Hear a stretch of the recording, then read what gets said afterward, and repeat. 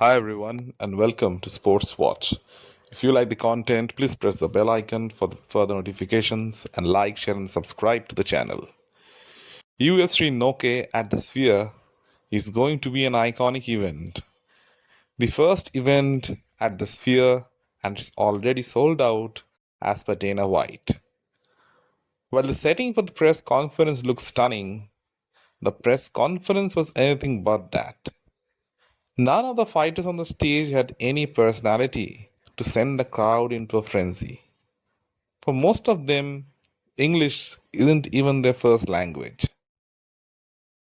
So, they were staggering and stuttering all the way long. And the card as a whole is way below par. The fighters on stage lacked the fire and passion to capture the imagination of the audience watching. Sean O'Malley, who is supposed to be one of the biggest stars in the UFC, is exceptionally bad when it comes to press conferences. He can hardly utter two sentences or say anything interesting in an impromptu situation. If you want to carry on the mantle from Conor McGregor, you have to learn to talk like him. There's no one doubting his fighting ability, but on the mic he's an absolute dud. There's no aura about him. There is no connection between the audience and him. His opponent, Merab Dvalishvili, is also not good on the mic. Merab never has been a trash talker, and since his English isn't his first language, it's difficult for him to maintain the flow. Still, Merab tried his best, while O'Malley came off rather smug. And it is all lovey-dovey between Valentina Shevchenko and Alexa Grasso, who will fight in the co-main event. Alexa Grasso is too sweet of a person to engage in any kind of trash talk. Her intensity in the ring is somehow nullified in the press conference. This was a moment to make a statement. She submitted Valentina Bullet Shevchenko in the first fight. Not even the great Amanda Nunes has been able to do that. If anyone thought that the first win was a fluke, she held her own in the second fight as well. She retained her belt under controversial circumstances.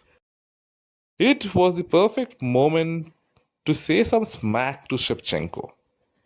Even Valentina was all smile. She needs to win the title, otherwise, she might not fight for the belt in a very long time. Valentina has been the long standing champion, and now she's facing someone who is younger, faster, and someone who is not intimidated by her. Shevchenko is getting older as well, so the road back to the top will not be easy. Grasso might just be her kryptonite. The matchups are great, but if you want to sell pay per views, you need your top fighters to make it interesting. The card as a whole is average, and now the main attractions can't keep you engaged. Even Brian Ortega and Diego Lopez were rather chilled and lacked any fire whatsoever. And the fight is on the weekend of the Canelo fight. Most of the Mexican fan base would be watching boxing that night. There is no UFC fight that can match the stardom of Canelo Alvarez or compete with it. So there's a high possibility that the pay-per-view might tank. It's a bad time for UFC as the company is well deficient of stars. It's like the WWE Attitude Era and the WWE PG era. One was badass and the other is baby food compared to that. It was one of the most boring press conferences in recent times. Most of the fighters were speaking in Spanish, which didn't help either.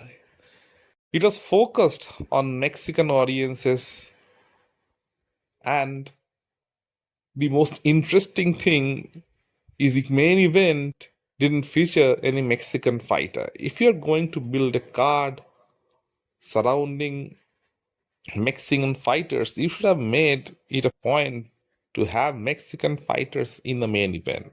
However, that didn't happen.